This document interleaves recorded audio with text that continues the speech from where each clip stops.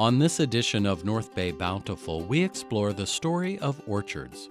Orderly rows of monoculture hide a deep and meaningful history of Northern California, from 3 generations of apple growers in Sebastopol to organizations that collect fruit that would otherwise go to waste. It's all coming up next on North Bay Bountiful. North Bay Bountiful is made possible in part by Rocky, the free-range chicken, and Rosie, the original organic chicken. The Sonoma County Agricultural Preservation and Open Space District, Made Local Magazine, and Sonoma County Go Local. Support also provided by Pepperwood Preserve, and through the generous support of the Sonoma County Water Agency. Cultivate, celebrate, connect.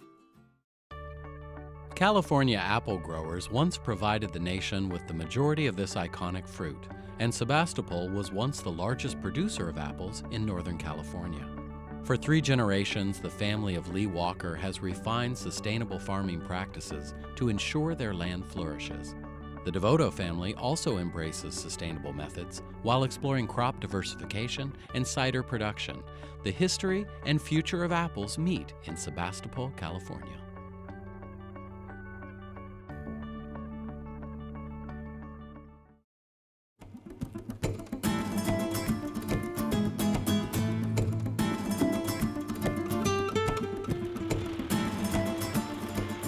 Early morning, Sebastopol, California. The Walker Apple crew picks Gravensteins. The mid-August Gravenstein Apple Fair is only days away.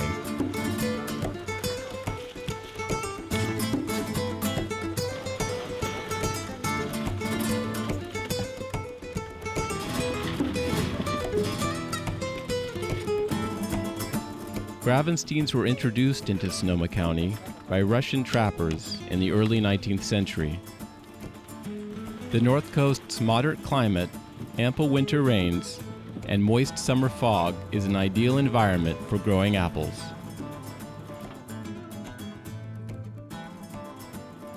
Gravenstein apples are seasonally one of the first North American apples ready for picking.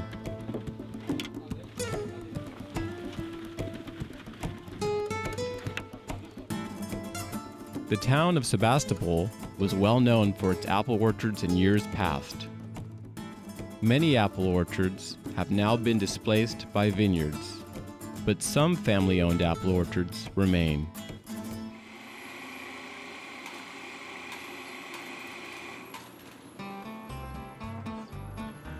Lee Walker is a 3rd-generation apple farmer. Lee's son, Lee Walker III, and other family members work hard to keep the farm in business. That's a 1927 Model T Roadster pickup. I found it in a chicken house in Petaluma, and I restored it. When I was 10 years old, I decided I want to be a professional baseball player. I used to listen to the Seals on the radio every night. I'd sneak a radio in bed with me. Mr. Walker went on to play professional baseball in the Pacific Coast League after serving in the Army. Later, Walker became a batting practice pitcher for the San Francisco Giants, throwing to Hall of Famers Willie Mays and Willie McCovey. Baseball was my big passion. After playing professional baseball, Walker returned to work on the family farm. My grandfather planted this orchard in 1910 and built a house in 1910. So there's a tree behind you there is one of the original trees. It's over 100 years old. The Sonoma County Farm Bureau recently honored the Walkers as Farm Family of the Year. Mr. Walker sees wisdom in traditional farming practices. Our forefathers, they were really pretty smart in that they planted the land here and the trees and stuff according to what it could handle.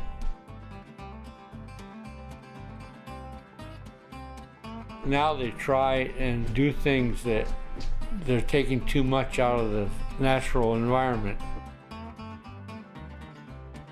Conventionally, apple orchards are dry farmed, not irrigated. Trees are fed by moisture from accumulated rain. We don't have the water in the area to irrigate. It's dry farming is really the way you have to go.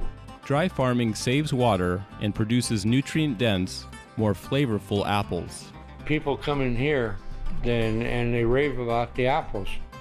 The Walkers grow 27 varieties of apples on the family farm. Our apples are all given individual attention. And we don't get a big volume that way, but we feel our quality is superior. Because family farmers like the Walkers are invested in the land, they take care that it remains healthy in the long term. You really lose a lot when you lose a personal touch.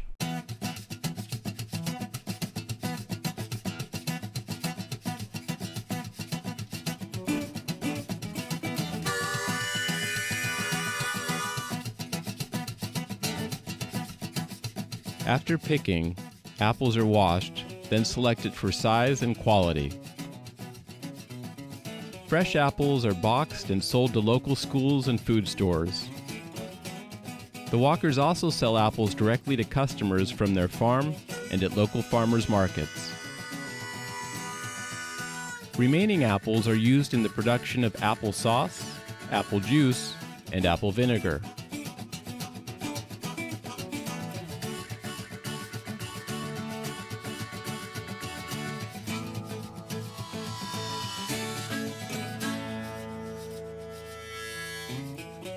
Keeping the business alive remains a constant struggle. As times change, small family farms continue to face the challenges of increasing regulations and decreasing availability of labor. The last 2 years now, we haven't had enough help to finish all the pruning we have to do or the thinning we have to do, and the harvest has been not what it should be. Actually, selling the fruit has become easier. The government has this program of buy local and buy fresh, and it's made a big difference in our sales. According to the USDA, in 1935, there were over 6 million farms in the United States. As of 2012, that number had fallen by some 4 million farms to roughly 2 million.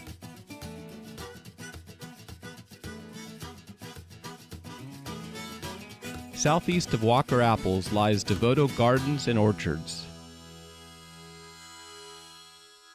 My parents were hippies who both grew up in Berkeley and had this idea of moving back to the land, so they visited Sonoma County one day on a gorgeous day. Jolie's parents, Stan and Susan Devoto, bought a Sonoma County homestead property.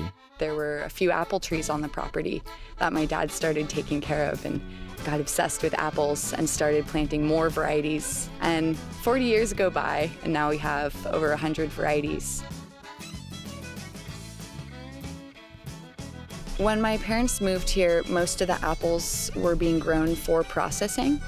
So the way the apple trees were being farmed was completely different from the way my dad grew apples and grows apples today even. He's growing for the fresh market, and he found a niche in the Bay Area market for heirloom apples. Growing a bunch of different apple varieties is great because not only does it make the whole ecosystem on this farm happy. There's bees, there's turkeys, there's all sorts of critters who can survive, and ultimately the microbes in the soil are doing better because of that biodiversity and creating an environment for all beings to thrive.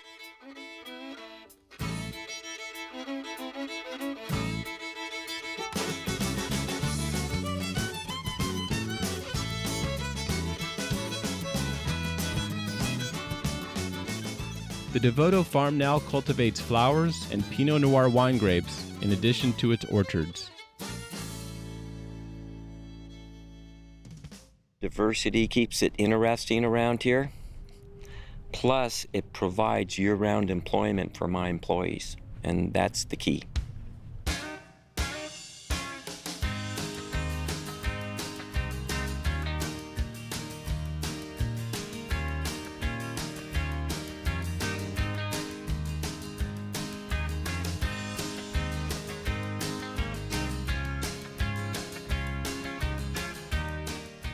The Devotos and the Walkers are among the apple growers who showcase their products at the Gravenstein Apple Fair. Hard apple cider has become increasingly popular with fairgoers.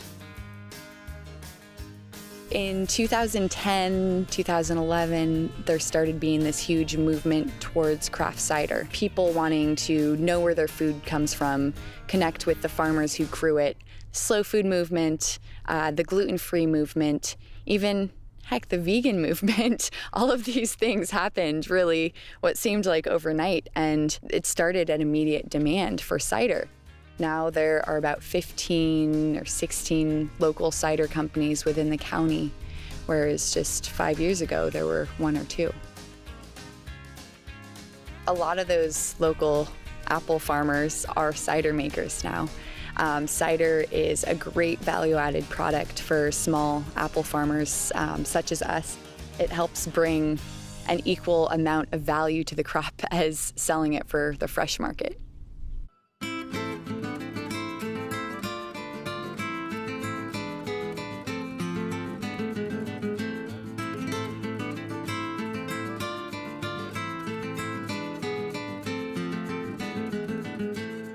Our cidery is located in an old apple processing facility along the Gravenstein Highway.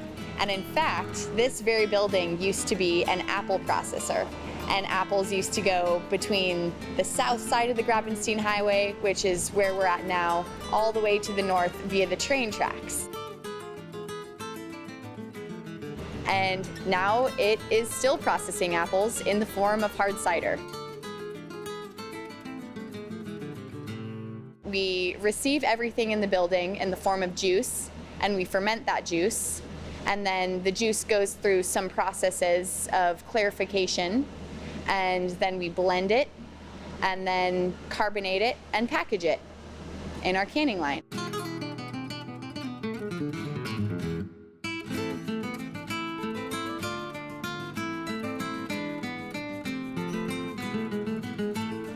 The Devotos and the Walkers are part of a long agricultural tradition.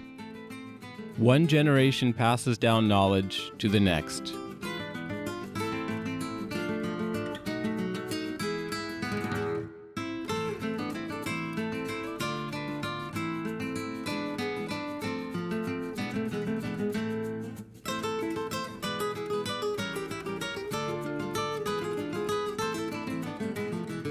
It's a farming legacy that continues to adapt to changing times while maintaining a close connection to the land.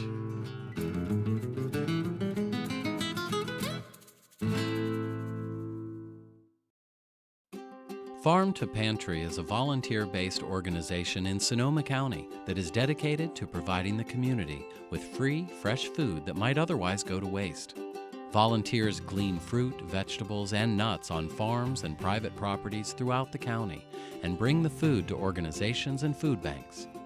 Farm to Pantry gleans orchard fruit and makes it available to those in need.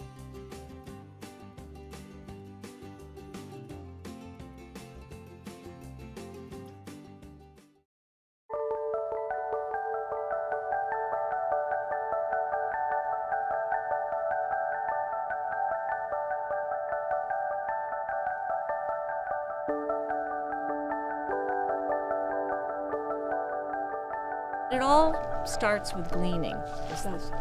This is all done with gleaned produce that would have gone to waste. Yeah. And we like to say that we also bring community together, that's a very important part of what we do. We connect community. We connect community, right? Mm-hmm. Abundance to need, neighbor to neighbor. That's all it is. That was our original, one of our original mottos, I guess you could call it.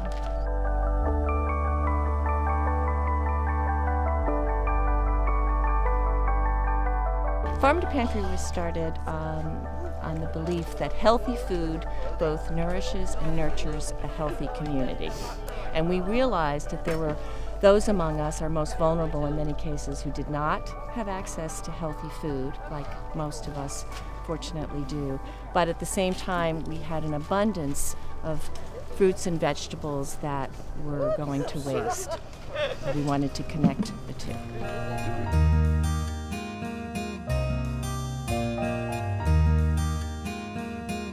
The gleaners all work on a volunteer basis.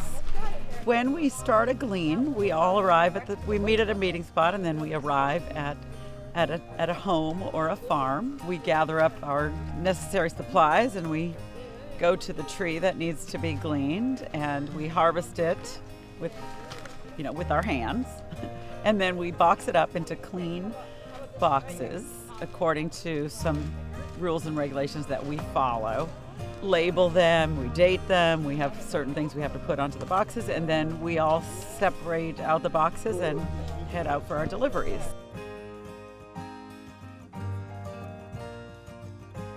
I mean, with the Santa Rosa fires that happened about a month ago, this was, as good a time as any to try and connect nutritional, free, delicious foods with people in need. I really like the idea, too, of this gleaning group, how it pulls together a lot of other community groups and takes advantage of sort of the therapeutic nature of getting your hands into food and the goodness that brings you when you give that food to people who appreciate it.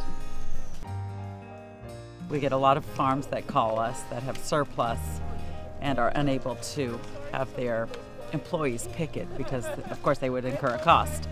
So they call us and we glean at no charge.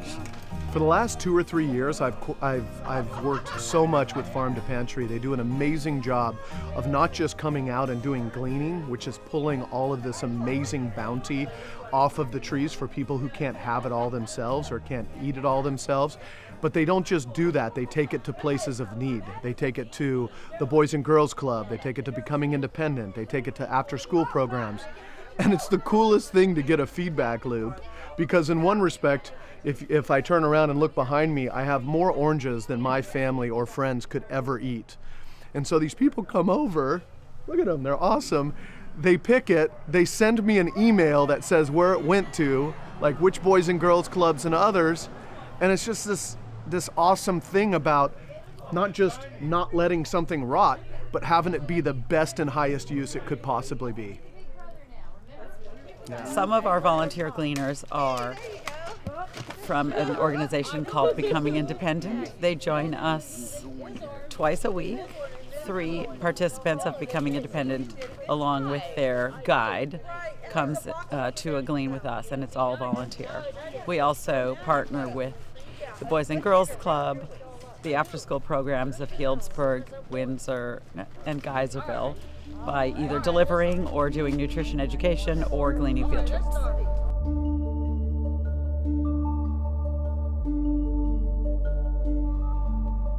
A lot of the produce that we're picking is phenomenally fresh and delicious and nutritious, and it just seems like the right thing to do. Food that would otherwise be wasted should be used. There's so many reasons food waste, and we're involved in food recovery, really, is so important. It's important for the environment. It's important that people can have access to healthy produce that would have been plowed under or just gone to waste. So it's such a win-win situation to have people get healthy produce, but also it's important to keep things out of the landfills. Food that goes into the landfill actually creates methane gas, which is one of the worst greenhouse gases. If the food is actually composted under, of course, it creates compost, which is good for the soil, and there's a little bit of greenhouse gas emissions. But ideally, the best thing is for it to be rescued and to go and to nourish those who don't have access. Well, I'm a big believer in the ugly food movement because all I care about is what it looks like when I taste it, when it's inside my mouth. And if you think about it, really fruit like this, like pomegranates or even our wine grapes, they operate in a world of what we would call an edge condition. When they're their best is right before they mold, right? So if you want to just go to supermarkets and just do that stuff, a lot of stuff is preserved so that it can last through. But if you want to get the ripest of the ripe, true maturity, not just sugar ripeness, but true maturity, you got to get out here. And what this group does is they make it convenient. They make it convenient for somebody who has 5 orange trees and 4 pluot trees and a couple other things to get this done. But they also make it convenient so that people who don't always have access to this can have access, whether it's at a homeless shelter or somewhere like that. So they're not just eating bulk food. They're eating something that's truly Sonoma County's bounty. As Luther Burbank said, you know, this is the place. This is the place to grow, to do all this, and we live in a community of abundance, but sometimes we get wasteful and complacent. And then all of a sudden you look out and you feel bad because, God, look at all this stuff going to waste. So these fires have been crazy. They've taken a lot of people's focus away from simple everyday activities. For me personally, it's enriching to be doing something like this right now.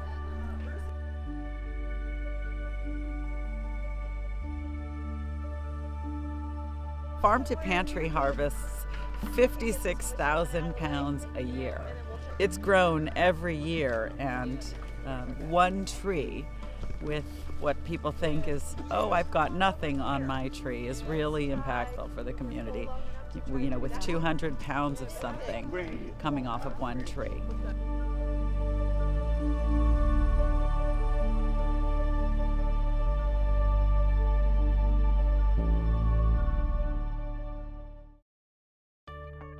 Academic institutions like the University of California, Davis employ agricultural scientists to explore how we can increase crop yields and improve nutrition while using less water and protecting soil health.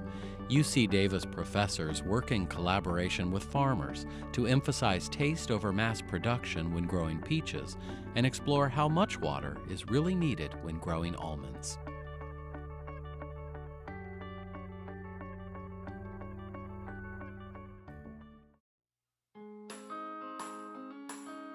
"20 years ago, when you ask what is quality, a grower will tell you quality is that I can produce 4,000 boxes on my land, big size.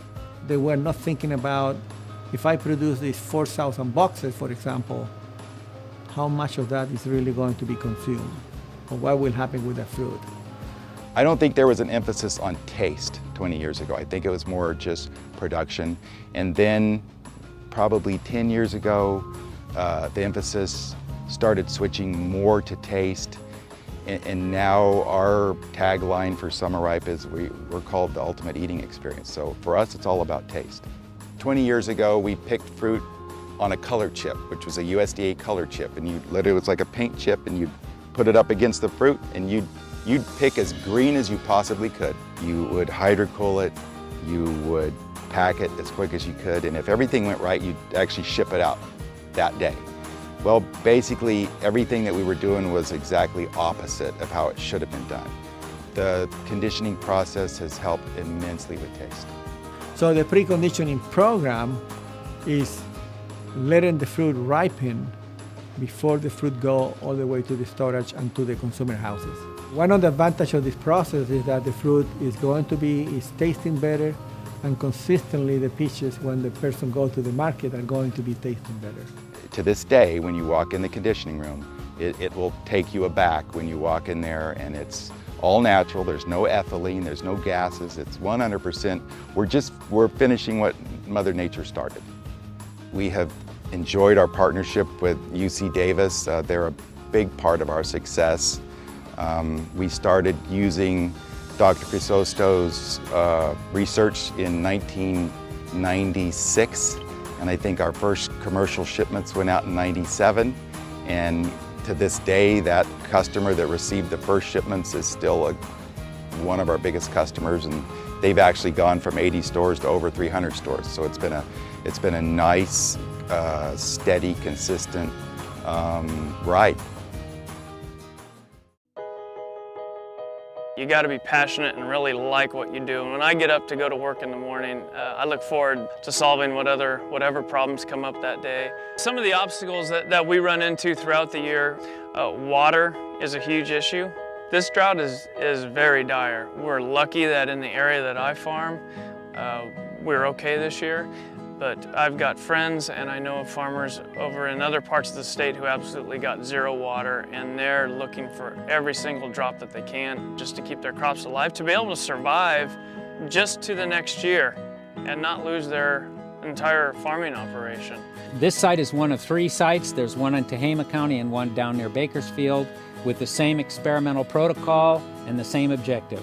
Try to quantify the relationship between how much water you put on the trees and how much yield you get off of the trees, both in the short term and in the long term. So if we can improve the water management of almond growers, this would make a big difference in the amount of water we have for use in the state for other purposes besides agriculture, if it turns out that they can use less water. We tend to focus a lot on water, especially in the time of drought, but in every aspect of a lot of these perennial nut crop industries, including almonds, the University of California and research conducted by its faculty and advisors have touched just about every process, from propagating trees, to growing trees, to fertilizing trees, to harvesting trees, and actually processing those in the post-harvest end as well. And is the main reason why we are the #1 producer, least yield per acre in those tree nut crops compared to any country across the world. The orchard, as old as civilization and yet adaptable to the needs of our society today. Our sustainable management of these agricultural assets is key to their success and to our survival.